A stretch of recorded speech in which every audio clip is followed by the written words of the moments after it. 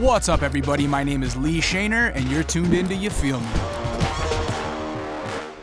So here we are sitting in front of this olive green set because this month in our 12 Moods project, the mood that music makes us feel is elevated. And now we chose you guys, EarthGang. We're sitting here with EarthGang. We chose you guys for multiple reasons. And the first one I want to talk about is because I look at you and I look at even, Spillage Village as a whole as some of the most elevated lyricists in the game right now. And beyond that, you guys take the elevated lyricism and you multiply it with a elevated style. Like look at y'all motherfuckers styling on them with melodies and everything. That's just like damn near high art. So I know that when you guys were at Hampton working together, you guys really elevated your style there together and really were in the trenches kind of shedding. But I want to talk about something that happened recently that probably helped you guys elevate again, and that's the Dreamville Rap Camp you guys just got done with. Yeah. I know there wasn't a lot of press there, so I'd love to hear some like behind the scenes stories. Man, what was it like? It was amazing, cool. Bro. It was just like, I always tell people it's like 10 studio rooms, so many people. It's like on Scooby-Doo when they run through the hallway and they try and catch the villain. They go in one room, somebody come out another door, and they go in this door and come out another door. You'll literally be in one room. It'll be somebody in the booth. You'll be like, all right, I'm going to holler at y'all. Go downstairs, past the kitchen to another room, and that person to be in that booth. Like in the next room, you just be like, man, I love this. This is just really shape-shifting, music happening, artistry, like right here in its purest form. So were you guys there from day one, or did you show up after? Day one. Some nights I ain't leave. We was in town. It was our hometown. You know what I'm saying? We gotta Some nights I ain't even go home. I just stayed there, showered, wake up in the booth. You know what I'm saying? Like keep it moving. It was a family atmosphere, man. It got to the point where it was just like 250, 300 people came through. Wow. And like, just some of them was musicians, some of them were artists, some people were friends of those people. And then it was just like a vibe where everybody had something to contribute. It was times where in the live room, we would just break out into these improvs and these singing and just like playing music. I saw and a video doing drums, of you in there singing. Like just breaking out because that's what it's all about. It's about exchange of energy for real. Like, people love all the you know what I'm saying, the panache and all the stuff of hip hop, and it's like, okay, crazy bars and all of this stuff. And like, in its essence, it's just the exchange of energy. We make music, we create vibes, we create energies for other people, but also for ourselves. And it was just really dope to be able to do that for yourself. Yeah, it was like checking in. Like you get to see what's happening this year. Like I kind of seen everything. It was like going to like a film festival early and seeing all the stuff that's finna drop. That's what I loved about it. Being in January, no one's releasing records in January because then they get forgotten by the end of the year when the end of the year list comes out. So nobody's really doing anything. And as a rap fan, you're kind of bored in January. And then all of a sudden I get to log on Twitter and Instagram and see all these videos like, oh my God, so-and-so's there. Like, it was just an amazing, it didn't seem contrived like a marketing plan, but it became an accidental, amazing marketing plan. It became so viral. I did not crazy, see that. Bro. It wasn't supposed to do all that. We had one of the cats in the Dreamville camp. Like he was creating more and more flyers of people who was coming. He's like, yo, so and so got to come. So and so got to come. Every time that dropped, I'm making these flyers. The internet was going crazy, and that shit was just amazing. I wasn't even expecting it to be all that because I remember when we was all like texting about it happening. Like it just felt like another. You know what I'm saying? All the. You know what I'm saying? Pull up, we're gonna record. Like we have sessions like that with just us all the time. You know what I'm saying? Like us, Spillage Village, Dreamville Camp. Like we'll have like such and such finna be at the studio this long. Everybody pull up. Yeah. I ain't. You know what I'm saying? Next thing I know, people hit me up asking for tickets. I'm like, bro, I'm going to work. That's what I was gonna say. Is like being that you guys are on Dreamville and probably were like around for the planning of this. Did you have any idea that it was gonna become what it was? What it became? No idea. Bro, it literally wasn't. When you say planning, like it was. Barely even that. It was like we was all talking about coming and doing, of course, like the project again together, and then like it was our first time being on the Revenge of the Dreamers, so we was like, all right, you know what I'm saying? Let's just get a studio and do it. And then when I don't know how it got so avalanche-y. Right. You know what I'm saying? Like it just took off so crazy. It was beautiful though. To me, I was just glad it was in Atlanta. You know what I'm saying? That's the main way it was in Atlanta, the main reason I was glad it was in Atlanta is because in Atlanta, like the vibes is communal. You know what I'm saying? So like when you in Atlanta, you could pull up on anybody, you could hit anybody, you could tell them like, yo, come to Tree Sounds, pull up. So everybody came, like you got to see the Atlanta community in full effect there. You know what I'm saying? Like it's Southern hospitality to its fullest. Like we was inviting people out. Yeah, I love that. Like you guys had this balance of emerging artists with like OGs. Yeah, Rick Ross pulled up. Akon, bro. I'm in the booth when Akon walked in, bro. T.I. Everybody pulled up, you know? Yeah. Was there anybody that was the biggest surprise to you guys where you were like, oh? Akon. We had some people from the Milwaukee Bucks pulled up. Like they the whole team, team pulled up. Really? You know what I'm saying? They gave us socks. That was really dope, bro. I was That's playing pool with them. You know what I'm saying? Yeah. Like Who else? that was just amazing. I'm sure somebody I'm not even thinking of, dog. It was after a while. It got so crazy, dog. I think Luda like, pulled up. Everybody pulled up, bro. That's kind of what I was getting at. Is it, like, was there a hierarchy when like the OGs came in? Was anybody like, oh, yo, so and so's in that room, so like, be polite when you step in there, or was it kind of like egos were dropped? It's not even about ego. It's just about like reverence. You know what I'm saying? Like I respect what you're doing. Yeah. You paid the way for me even to be here. So when I come into the room, I'm gonna speak to you off top. Or if you come into the room, we gonna stop what we doing and we gonna speak to you. You know what I'm saying? Like I remember Quincy came through. I'll be sure son and stuff. He came through and like spoke to everybody and like everybody was just like we was glad for him to be there because of what he been going through. And it's like, man, you just graced us with your presence. Like, what's up with you, bro? It's all love. So like, I mean, it's just like that. That's the example. Like, it wasn't like, oh, so and so got more clout than me or nothing. It was like, man, we just glad that you here sharing this space with us. Yeah. So we gonna acknowledge you just like you acknowledge us by coming. Everybody's like styles and coaches got matched. You know what I'm saying? It was like the Kumite. You know what I'm saying? Like all these great fighters is coming together. Whoever. That's a good Bloodsport reference. Was there anybody there that surprised you where you're like, whoa, I didn't realize this fool was like that? Nah, I think not as far as like rapping, but Buddy, he was just fucking hilarious. He was just hilarious. He's just the funniest. I was just like, nigga, you bro. the funniest dude in the world. Like, if he don't have hilarious, if he don't have a standard ass like sitcom, like Seinfeld type sitcom by the next year, then all the networks is missing out, dog. He needs a regular. You know what I'm saying? However many cameras, regular sitcom. Buddy he walk all the into time. the scene and walk out one scene every time. Gotta be around him all the time. Buddy's video of C walking at that church. Man, that's when I fell in love with my man. I was like, bro, I love you so much, bro. That is the wholesome content I can get behind. You know what I'm saying? You spoke about clout a second ago, and another reason that I wanted to have you guys on for the Elevated month is because I feel like you approach your outward personas and just the music industry in general as kind of like above the bullshit. You're not clout chasers. You're not doing stuff to bring any weird negative attention on yourself. You guys kind of avoid drama and beef. I think you're you keep your feet on the ground and your head in the clouds. And that's another reason I want to have you on for Elevated. So talk about kind of staying grounded while you're in the industry. I mean, I ain't never been lame, dog. Like we've been cool even when we was kids. You know what I'm saying? Like it be people that feel like this is a chance for them to finally validate themselves. That like to get caught up in the middle stuff. Right. So I always been cool. So I'm always gonna feel cool. So I'm always gonna, you know what I'm saying?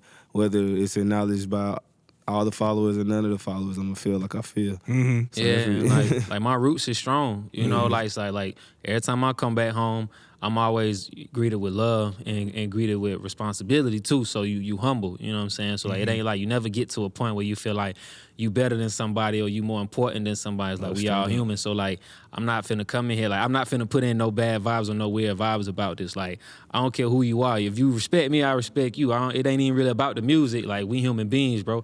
If I see the God in you, girl, and you see it in me, then we all gravy, you know? So it's like, as far as like even like the internet stuff and people be going crazy on the internet, it's like, man, I ain't really got time. I might be in the wrong profession. I'm going home trying to practice the piano, you know what I'm saying? And we got this all other clouds. I'm just like, man, I really ain't, that ain't who I am. You know, I know myself.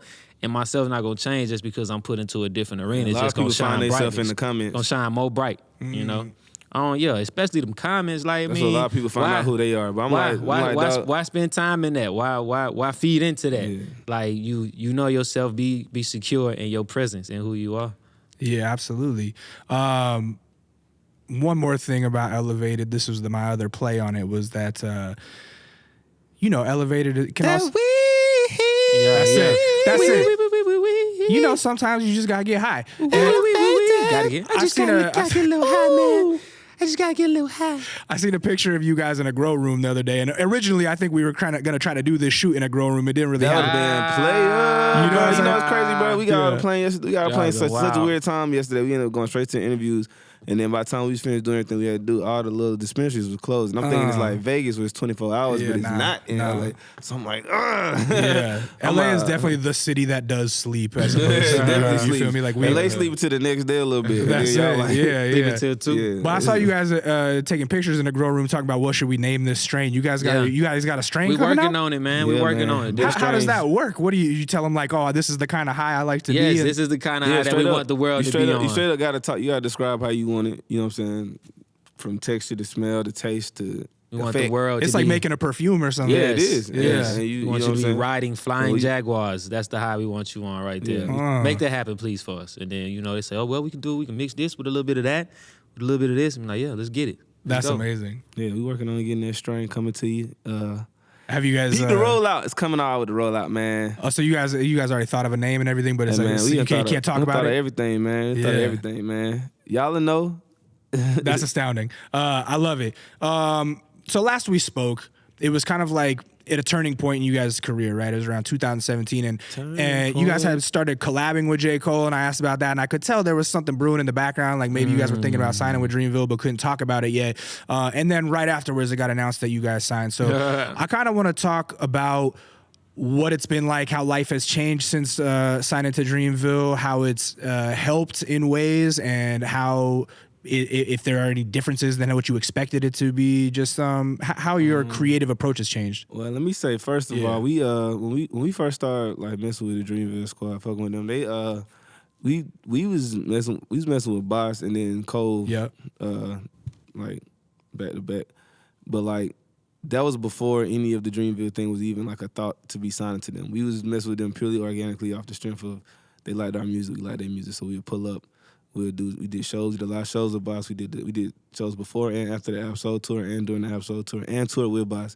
We did some. We didn't do no shows with Cole. He popped up on a couple of our shows. Yeah. And then we did like Cole would just have us come up to the shelter a lot. Yeah, we been family. Basically, you know we been yeah, family, man. So right. We been by the time family. we signed with them, it was super It organic. wasn't. Yeah, it made wasn't sense. nothing. It wasn't like, weird. It wasn't like okay. I ain't wait out in the y'all rain. on. You know what I'm saying? Like it wasn't nothing like that. I already made the Yeah, connection. you know how Cole waited for Hov. We ain't do that. You know We what ain't I'm wait saying? out in the rain. We was already making great music. Like we went out on the road with Boss and we like and Absol, and they seen that we really was about it. You know, we was literally pulling up the shows, getting out the Traverse, getting on the stage. You know what I'm saying? Without changing no clothes, without showering, nothing. It was like, oh, these guys really dedicated. You know, so it was like, all right, I respect the grind. So I know y'all about something. Well, and it's an interesting time when you guys got in with Cole, because I think in these last few years he's really been having this sort of renaissance where he's kind of becoming almost like a Jay-Z type figure, where people look at him as one of the biggest bosses in the industry. And he's got really great taste in music. Like the Dreamville roster is fantastic.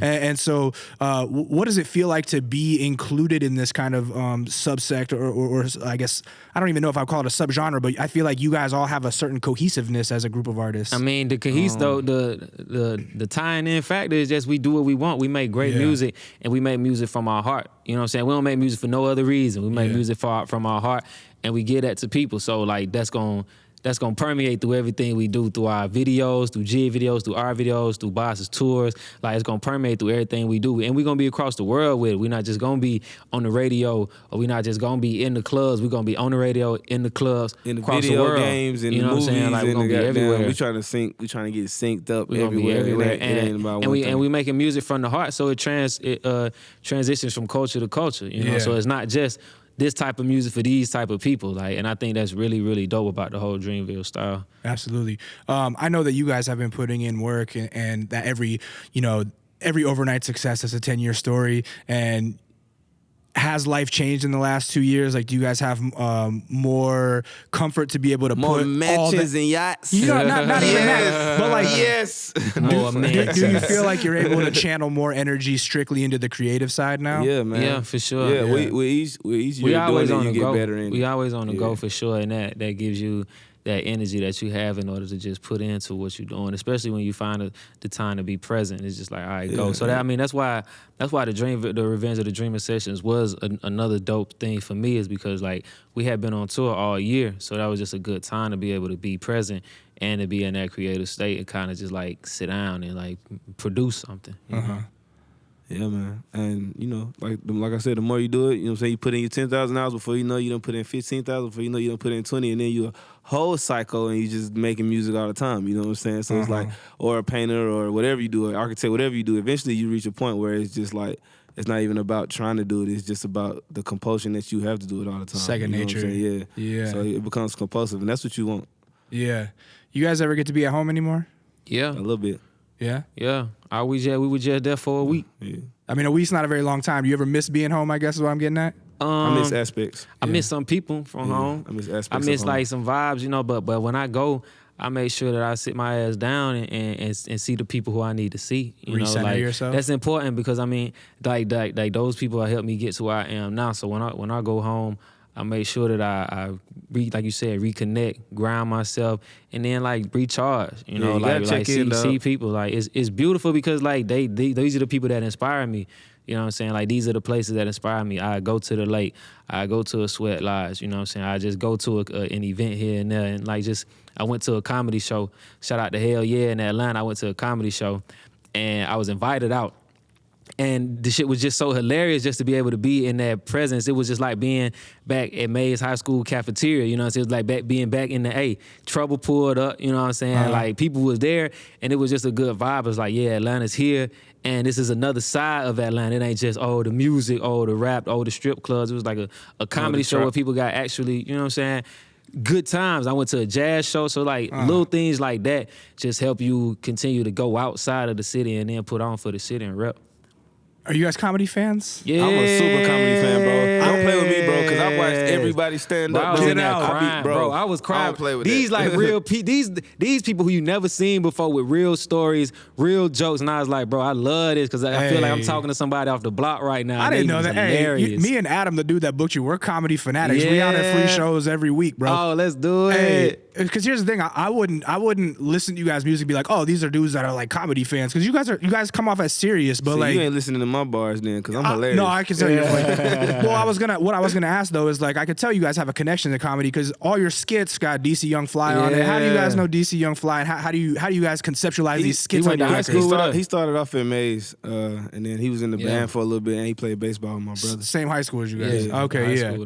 So you guys grew up just together. Benjamin E. Mays High School. Bro, it was a lot of people. Southwest Atlanta, There's a lot of people that came from that environment that was doing a lot of stuff. You know what I'm saying? We was actually like some of the last ones to even get a look. Right. It was a group called Helicopter that was going crazy. They had Future that was part of them and like early on. Back when he was Meathead? Yeah, it was Future, Johnny Cinco, Shout out and Yaki. Okay. And you know what I'm saying? Shout out to Mercy. Yeah, Mercy, you know what I'm saying? Mercy ended up producing a lot of stuff that's come out of Atlanta since, even like the Day, even like all type of stuff. So like the Atlanta scene and like it was like bubbling with all these artists in high school. So we looking at them, they like the ones that's like, dang, they finna get signed. Dang, you know what I'm saying? We looking at, because they had the studio at the crib already, you know what I'm saying? They got that stuff while we 16, 17, 15. I'm like, dang, we ain't even got no studio. They got a studio. So like those kind of people inspired us to even go this far. So like you said, going back to Atlanta and seeing people like that over again, dog, seeing like some of the first people you ever made music around, like running into them here, running into them there, go to the mall, see them. You know what I'm saying? I be going. I took my son to the park,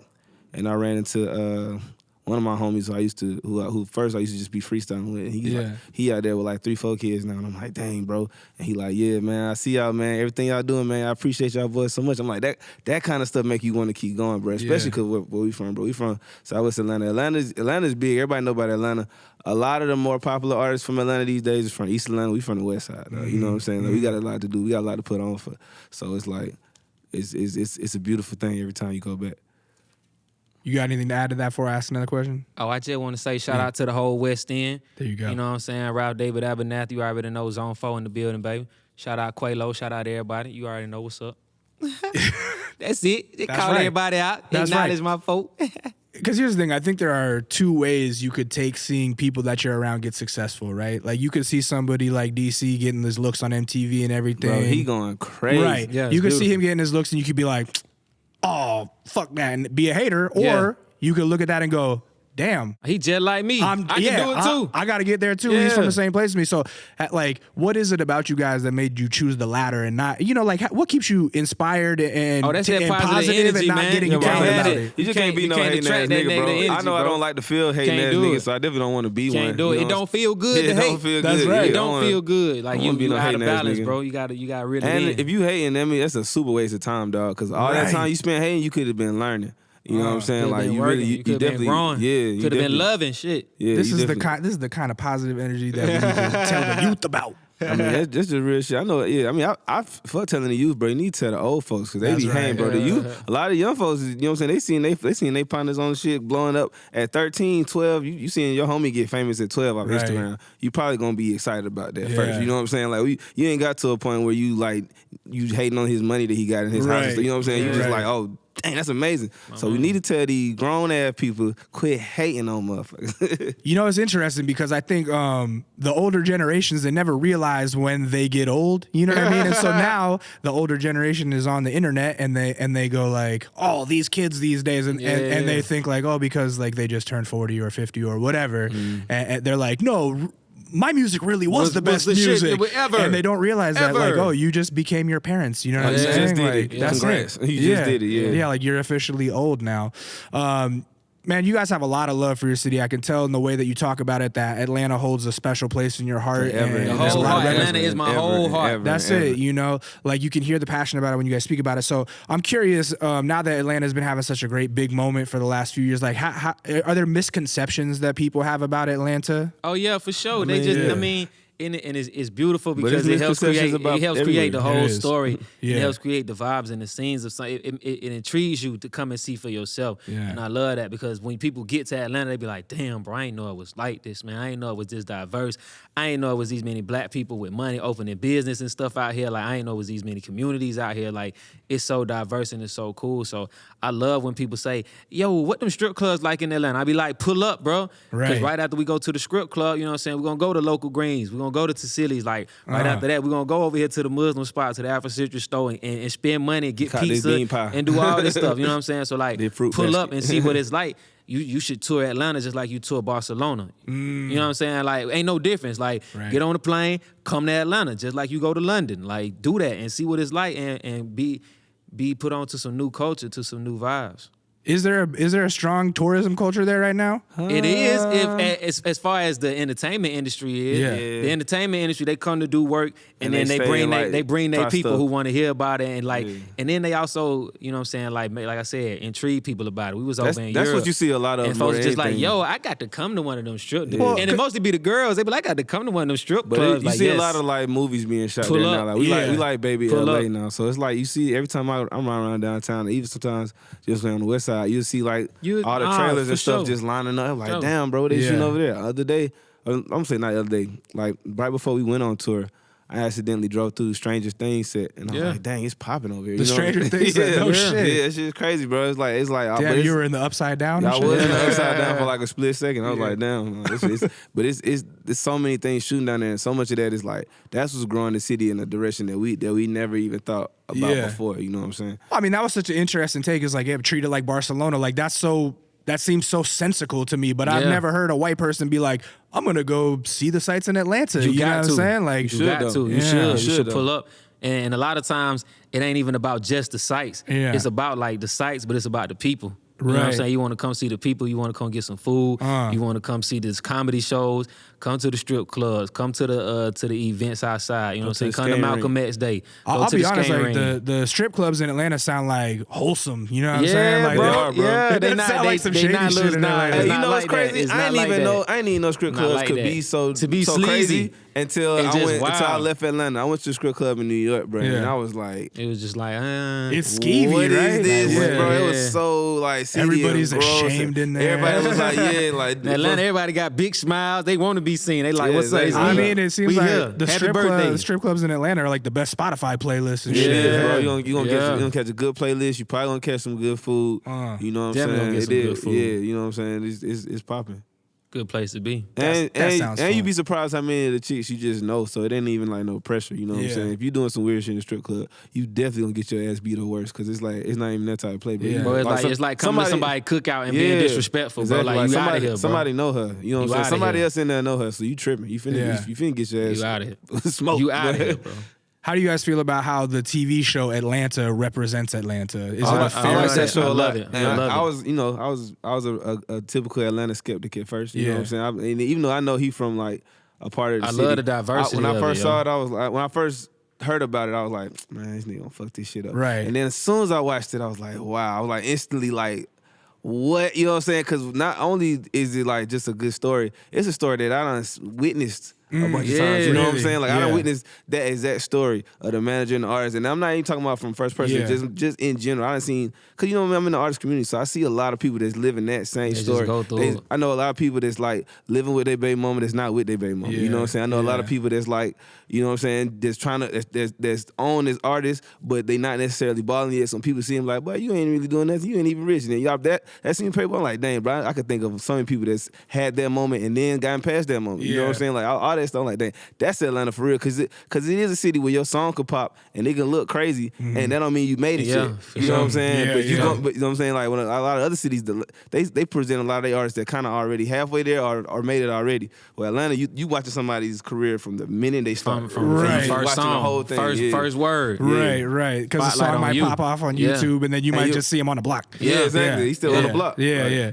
He's still at work. The episodes where like they got him going into like kind of corporate offices or like whatever. Bro, that just had me dying, bro. Hey, Paperboy, love your stuff. Like that kills me because that's like so LA shit. It's so too, LA. bro. Come see me. Come to the office. I felt like Paperboy when I watched the episode, bro. Like, I'm feeling like this is like, are they making fun of me right now? Like this is, it was too good. So the other one I thought was real accurate as an artist is like going to the college show and then all the bags getting stolen and like the girl who was supposed to crash at the house like decided like, oh no, I don't like you no more. Like I was like, oh, that was like my 20s, you know what I'm saying? That's just funny. But yeah, because I feel like watching Atlanta now, everybody thinks they like understand it or something, and I'm like, you don't understand till you come. Right. Till you live Yeah. there. So one of my favorite stories you guys told me was about this like epic show that you did with like Young Thug and J.I.D. Oh yeah, and yo, you know it's crazy. Somebody just Future showed up maybe, or Migos showed up, somebody. But now it's kind of come full circle, and you guys put out a new single with Thug. Trying to find it. And Proud of You is just like.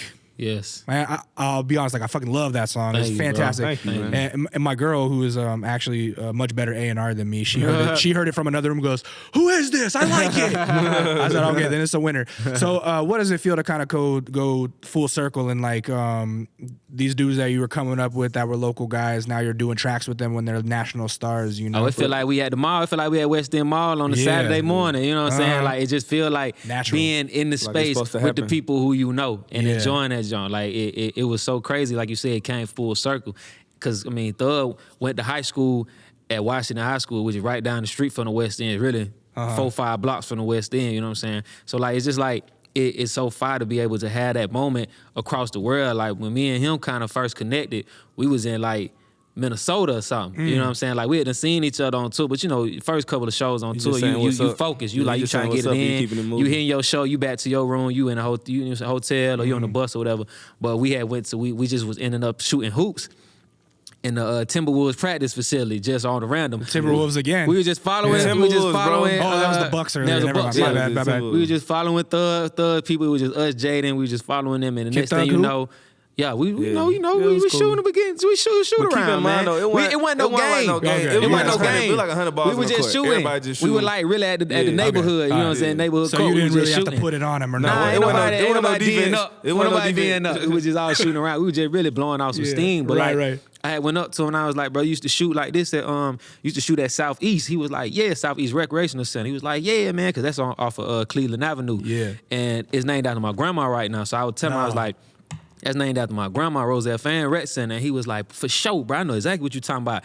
And like, so he was like, man, lock me in, because he like, we understood, like, bro, we from the same places. That's it. So like, that's all it was. And then that's when we came on the bus, we're playing GTA with him, was playing our music and stuff, like listening to stories about, you know what I'm saying, what's really going on Cleveland Avenue. And like it was organic from there. It wasn't no. Nothing was forced. Let my A&R call your A&R. Let my manager call your manager, and you meet up. It was like, nah. It was crazy. Like, bro, facts. This where we from. This where you from, and it ain't nothing but love. Yeah. What's crazy? You mentioned that earlier show, man. That show, it was like 2014, 2015, something like that. Like that show, we actually was opening for Thug then. Like Stoner had just came out. Yeah, Stoner. Yeah. So like we had opened for him then, and then to come back around and then be opening for him again. It was just like super surreal, you know what I'm saying? Right. Especially in like an arena setting. Whereas the one we did before, like, wasn't nobody afraid. Like Thug wasn't even rich yet. Like now I'm looking at him on the tour bus. He got diamonds. He got, you know what I'm saying? Yeah. All, he's shiny, he's stunned. Got the new teeth. You know teeth. what I'm saying? Bust down, new teeth, everything, bro. He's crazy Fred. He come through rats of clothes everywhere. Like he literally bring like rats on clothes everywhere. But he got a whole dressing room for his clothes. Just for the clothes. He got his dressing room, and then he got another room just for the clothes. And I'm that like, man is a style icon, though, so I understand so much so. Another room for the clothes. That's always been something we respect about him. Cause like even when he ain't had nothing, he still was dressing like he still was a little bit ahead of everybody else. You know what I'm saying? So like, watching it turn into like, okay, what you gonna do when you really get something? Wow, okay, I'm gonna do this. Well, you hear that like legendary story of Gucci signing him just off of like looking at him and saying, "You look cool as fuck. I'm gonna sign you. Like you're my artist now." He hadn't even heard a song yet. It's like that guy must obviously emanate, like radiate something about him. You know what I'm saying? He does. He does. Did you guys record that in a room together? We recorded that at Electric Lady Studios in New York. Oh, okay. Which is super fire. Jimmy pulled up. The Ghost of James Marshall. Executive produced by James Marshall Hendricks. Because I mean, it sounds organic. Like you guys really all caught the same vibe. You know what I mean? Yeah. Like you guys, you and him's voice blended together. You come in with the perfect verse at the end. Like it just sounds like it was supposed to happen. You feel me? Yeah, I mean, it's crazy because the whole song came about because of the tour. You know what I'm saying? I was in New York.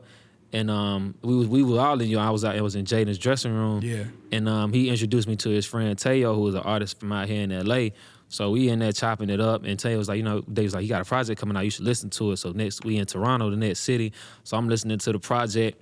And like I said, one of the keyboard player had just put Ableton on my computer again and again and again because my jump was crashing or whatever. Yeah. And then I made the beat off of that, off of the sample, and I made the beat. And then so when we got off tour, Cole and them was going up to Electric Ladies, and we was like, bro, we trying to pull up. And he was like, for sure, come on. So pulled up, laid the idea down and presented to Thug. And this is after we done made a couple of records with Thug on the road, you know what I'm saying? So it's already sliding on the bus. So you guys already knew the process. We already know the stuff cohesion. on the bus with the mic sliding like the bus driving out. It's crazy. Thug getting up, he going to the front, cuss the bus drive out, come back 5 minutes. All right, let go. Put his headphone back on. That's and stuff. So like, we just recorded it, like we said, like Electric Lady Studios, and everything just came together. Post-production came together. Alice 2 mixed the record and stuff. So it was just a vibe that we wanted to put together. Jaden and Teo with the sample. Yeah. Cole with the studio time. Thug with the feature. Alice with the mixing. That's a lot of geniuses. Actually, all that is thanks to, you know what I'm saying, Will Smith and Jada Pinkett Smith. Actually, they the one, because if it wasn't for them, wouldn't be no Jaden. And then we wouldn't have met Teo, you know what I'm saying? So shout out to Will Smith and Jada Pinkett Smith. Shout out to you for pushing my boy Jaden out. So this song, comes back to Fresh Prince of Bel-Air. Right, you know what I'm saying? Yeah. Uncle Phil, rest in peace. First thing first. R.I.P. Uncle Phil for real. You know what I'm saying? So real. Thank you. Oh man, that's quite the story. I love that. So I would imagine you guys have been making a lot of music over the last 2 years. Yeah. Yes. And I would imagine that it's also a different process now that you're in the kind of major label system of having to wait your turn to put stuff out. Do the fans get annoying on some Nope. Not annoying, man, that's the wrong word. I love you, fans. Do the fans get rambunctious in the comments? Yes, Where's the music? Where's the music? Super wild. They get crazy. Super demanding, like, yo, but if they weren't, what then y'all doing? I'd be a failure. What the fuck y'all doing? Exactly. If they ain't care, then you That's obviously know worse. you don't have your shit. Trust me, I've been on the other side Ain't of that nothing shit going on. before. Right. I've been on the side where don't they care when your next shit where dropping. we don't care. I've been on you the drop side. something? Yeah, I was like, y'all just dropped the project? Let me pick that up for you, bro. Yeah. You go. Put that back in your pocket, I bro. get it in a minute, and then they never listen to it, and they be your main homies. They be like, yeah. But now it's like, I mean, that's you're right. These are good problems to have. It's like you'd rather have people waiting on edge, waiting for your shit to come out than like putting it out and nobody listening. Yeah. So what is the direction you've been trying to take the new music? Are you just trying to elevate what you've already been working on? You know, trying to have more fun, better music. Each time we want to get better. You always want to constantly improve as anything you're doing. Yeah, we want to have a good time with that shit, bro. Like we ain't overthinking nothing. We ain't doing, you know what I'm saying? Nothing. We just want to be a good time, dog. And like, we have a good time making it. Y'all have a good time receiving it. We're going to keep doing that until that's just what it is, you know what I'm saying? Like, are you guys dudes that get in the studio and make like a dozen songs in a day, or is it maybe a song a day, or is it maybe a song a week? Depends on the day. Yeah, it depends. Depends on the day. Depends on who you working with. Depends on producers. Depends on the energy. Depends on the room. Depends on how you slept last night. You know what I'm saying? Yeah. But like, all the factors go in. And just depending on what you got to say, you speak it till it's been said. Speaking of the energy, do you have specific rooms that have more energy to you? Like I hear you talk about Electric Ladyland. That's like where Jimi Hendrix used to record. Oh man, bro! Does that I literally spent Thanksgiving Eve in Electric Ladyland in Jimmy's room. Yeah, because he had the smaller room, the bigger room where Cole and Thug was working out of. They didn't make that until after he passed, but the smaller room was the room he was in, and like it was me, third engineer and a couple of engineers from the studio, like we just like cracked some beers and was like, Happy Thanksgiving, And they was guys. telling Like us, we spent it. I was slept in there watching the 90s, you know what I'm saying, like on Netflix and stuff, like until my flight was like 10 a.m. and it was just a beautiful place. Just like it just felt homely, bro. Yeah. It just felt They crazy. was telling us that Jimmy didn't even get much time to work in there. Like by the time they finished building It just felt everything, crazy. he was on the, he was on the way out. But Yeah. still, that energy of that place is like phenomenal. Like you can kind of feel the spirit in there. Or what? Man, definitely. the small room is the big room is beautiful because everybody's worked in there from D'Angelo to Erykah Badu. You know what I'm saying? So many people had worked in the larger room, and you could just feel like you could look at the instruments and just feel the energy from it. But the smaller room is like tight, compact, and it's like intimate. It's very, very I intimate. like the thick small space, rooms in you know? almost every studio Very we go to. beautiful space. If there's another room to go to, I'll go to the small one Very just because I beautiful like that space. shit. I like thinking like I that. usually don't like small, which is the funny thing about it. Like I like open air and like space so I can like you can blast the music, it'll bounce off the walls and stuff. But like being in there, it was just a very, you know what I'm saying, like homely vibe. Like it just felt good. Everything was warm. Like the sounds was coming out was warm. It was just super dope. You mentioned D'Angelo and Erykah Badu. Were those big influences for you when you were younger? For sure. I What mean, you even talking still about? now, that Red Dead Hell yeah. Redemption song that D'Angelo put out is hard crazy. as hell. Like it's, Everything D'Angelo it's fire does as is great. hell. Those are my two you know? favorite singers, It's fire as D'Angelo hell. and Badu. And Really? so like. Yeah. It's cool to be able to Be in the same to rooms be they in were the same working room in. and to explore just like they be exploring. Like Yeah. it's cool to find yourselves tinkering about and trying different things in the same places. Like yo, this is dope. I'm sure you guys have like a eclectic range of influences over the years, obviously. I mean, And- there's always gathering. And I mean, just now you was listening to the baby, and then And then Luther Vandross. Luther, but Gotta do Luther even Vandross. before Eric that, it went Clapton. into Eric Clapton. Yeah, gotta and do so that that. surprised me. I was like, oh, he's over here listening to Clapton. Yeah. So like, Shout out to the Cream, man. You know what all I'm saying? day. Layla. All day. Are there any groups that you guys are big into that would like surprise somebody? I that bet you the think? Cream probably Cream, folk don't be yeah. listening to the Disraeli Gears, man. They don't know about the Cream, yo. I think who's somebody they be surprised by, because I feel like anything I say is not gonna be not surprising, because he's like, oh, obviously them niggas listen to Yeah, that shit. right, It's right. everything. Like, Yeah. let me see, who's somebody that's just like super on the other side of something that people be like, Because like I Donnie said, McClurkin. I be listening to Donnie McClurkin. Spice yo. Girls. Spice Girls. Spice Girls, Like yes. you really like I'm put on some still- Spice yes. Still Girls. heavily influenced by the Hell Spice yeah. Girls. No Both shit. style wise and musically. Hell and yeah, writing bro. like their writing style is one of the most memorable styles ever. Shakira. Whoever was writing that shit. Shakira. Gwen Stefani, no Okay. doubt. Yeah, no Yeah, doubt. no Yeah, I doubt. love Like, No Doubt. like great music, Mars bro. Volta. Great music. Oh, yeah. Mars Volta for sure. Great power. Who else, man? Great power behind that shit. I'm gonna take you guys over across the street. My homie used to be Mars Volta's road manager. What? He probably got some crazy stories. Yeah, but I'm sure. Yeah. Let's see. Dang. Okay, so I think that is the right time in 2019 is ripe for the picking, and I know that you guys got music on the way because it's just that time to be releasing. So like, what can the people be expecting from the next record? You expect the unexpected. Yeah. Just Yeah. expect to be on this emotional roller coaster Yeah, ride. it's definitely yo. vibes on vibes, bro. You gotta Expect think, to die and be revived. you gotta think a lot of the like since the last full-length project we put out, because we put out the EPs, but even since then, Yeah. it's been a lot of like, you know what I'm saying, just life stuff that happened, and each thing that's happened we've put into the records, you know what I'm saying? Yeah. So like you gonna feel all that when it come out, you know what I'm saying? Yeah. It's definitely the most like expressive project. This is just a project, dog. Like the album is just, it's a project. It's not, we ain't trying to, you know what I'm saying, we don't care nothing about what the niggas over at Fader got to say about it, or the niggas Right. and none of these, you know what I'm saying? Right. None of that stuff. I don't care about none of these critics. It's just really just about like, look, do you feel it or do you not feel it? And if Are you living or are you Yeah. not Do living? you feel it or do you not feel You know it? what I'm saying? Shout out That's Skullcandy. all I care. Yeah. Sorry, you guys just hit the nail on the head. Is it gonna be the official like debut? Yeah. Yep, It's it's the our- debut it's our major first label studio album. It's our First First studio? major As they say, label first studio project, album. yeah. Isn't it funny you make make studio all these albums damn for 10 songs. years, but when you're finally signed, that's your first studio It's your album? first studio album, That's man. cool, though. Yeah, I don't care. That's how cool does as it hell. feel? Like you guys could be fucking freshmen of the It's year like this it's year. like a painter. Like it's the first time I'm at about the to say, Guggenheim. Like it's yeah, the first. I mean, it's the first time in a real Guggenheim museum. exhibit. Yeah, Like, oh yeah, right. for sure. I ain't We at the tripping. high. It's our first time at the High Museum. All right, for sure. You got to see it. Gotta see Got it. to pull up. Come That's pull right. up. Gotta First time pull in up. theaters. We've been on. It's like going from YouTube to theaters. Got to pull up. You Yeah. know what I'm saying? Cool. You guys been recording a lot of visuals too, like music videos for the album. Yeah, trying we to- got. We How's gotta, that? We got to finish a lot. Yeah, We got a lot. really, That's like the most thing we gotta do. we is really the did a videos. lot. I mean, just that. Do you that like shooting process. videos? I love shooting Yes. videos. I love videos Yes, more than bro. anything. Videos and making music is That's way a better than anything. great way Video to music tell and the shows is story. my favorite thing about my career. The things I hate the most would probably be, you know what I'm saying, fake ass people, journalists, no offense.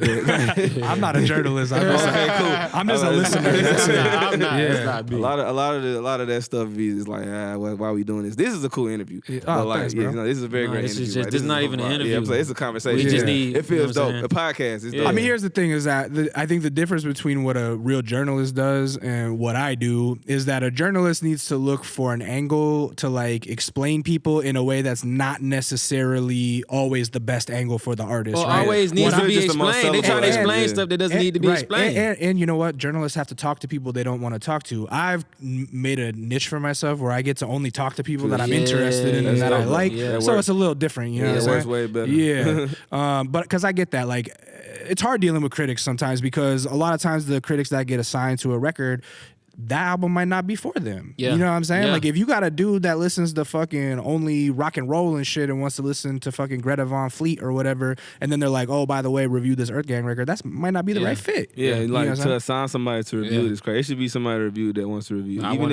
to listen to this. You know what I'm saying? Even if it's not a great review, it gotta be somebody that wants to do it. Like, I don't know how that world works, but y'all got to get it together.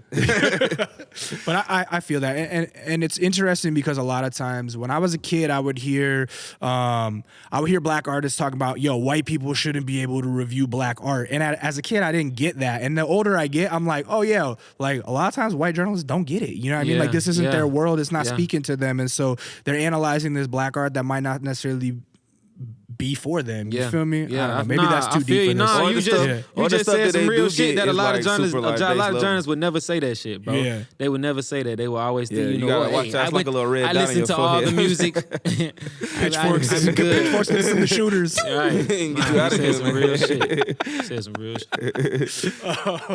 Yeah. So your least favorite part is the critics. I feel that. Are there It's just like talking about it over and over again. You know what I'm saying? It don't even necessarily like I like to have a forward. I just want to goddamn experience it. Right. That's the other thing is that, you know, I've done a lot of interviews and I've seen a lot of people get interviewed, and I feel like interviews are always the fucking same. So it's like a lot of them, bro. If A you lot of can- them be the same. When you gonna They be be asking the artists on the same press question. run, be like, I know. here we go. You know Yeah. what I'm saying? So really, you know what I'm saying? Like we not to say that you have to be the most creative person to get good questions answered, but like we do a lot to be creative, to be in a creative world. Can you meet us like 30% of the way? You know what I'm saying? It's like bring something different to the table, even if it's just like this is a very good conversation we having right now. Man, Bro, Does it look make at you the think? ambiance. Look at the ambiance, bro. I owe you a hug. Like, for real. Nah, all this well, stuff, so here's bro. the thing. I think like what a lot of people forget is like you look at artists. I'm a music fan for real. You know what I'm saying? And so like you look at artists and you want to learn about them online, and so journalists, I think they'll do a lot of research, and then they'll go, oh, I did all this research and I found out this about them, so I'm gonna ask them that. But it's like you already found out about that. So I'm always just And it's already out. I'm always just trying to learn some other shit. You know what I'm saying? I'm trying to learn what other people haven't learned yet. So that's it. But yeah, thank you for the compliment. I'm gonna take that, put that on my reel. This is Run with fire, it. bro. Put that on my reel. So are you guys allowed to talk about release dates at all? I'm gonna say this might happen. This might come out the day that the album drop. You heard it here That'd first. be crazy. That would be crazy. It's out. Yeah, right. Like, Go get it. So if you're watching now, go check Spotify because it's official. The out. album's The out. album's out. Go listen to it. Mirrorland. It's right in front of you. You guys just got off Europe tour with Billie Eilish. How was that? She's the greatest. She's Phineas so is great. beautiful. Her family is great. They And she handpicked you guys. That's a big look because she is like the ultimate tween influencer right now. Man, She what? know what's up. That's She that's hella putting it cool. light, bro. She's like Yeah. twin guy right now, Yeah. bro. Homie, Like she really is. I went to her show when she came to the A. You know, Yeah. when people come through my city, especially if I'm finna work with you, I'm gonna go see what's up. I'm over there. I didn't even go in the crowd. I'm just standing on the side of the stage, and then I see like how organized her fan base is. Like, when did y'all plan to have these little? They had like these little like lit up like paper hearts that they was lighting up. I was like, how did everybody have that before they came here? You know what I'm saying? Like, Fan Right. pages. that's They what got I'm these saying. crazy, amazing, Exactly. organized Her fan pages. And, Wow. like, Fan bro, page. Like, this is what Billie we're gonna do. Is a pure reflection Little of armies. what like art is in the future, bro. Like like the real To be able to army really aspect. galvanize people you to know move. what I'm saying? It's different. It's Really different. move. It's not Yeah. just she don't got just a bunch of people who like a song. You know what I'm saying? Like a lot of Yeah. people just got a bunch of people who like that one song you Yeah. did. They gonna, you know what I'm She's saying? like a real movement, huh? Yeah, it's Yeah. a different thing. Like people want to be her. Like kids was dying to hear her. Like I seen so many like fake Billies in the crowd. You know what I'm saying? Like, I was like, yo, I'm like performing to a crowd of Billies That's at crazy. a Billy show. Yeah. Like, It's wild because we were in New York and we were having lunch on some random side street, and there's a line around the block across the street at some little bookstore, and we're like, "What the fuck is going on here?"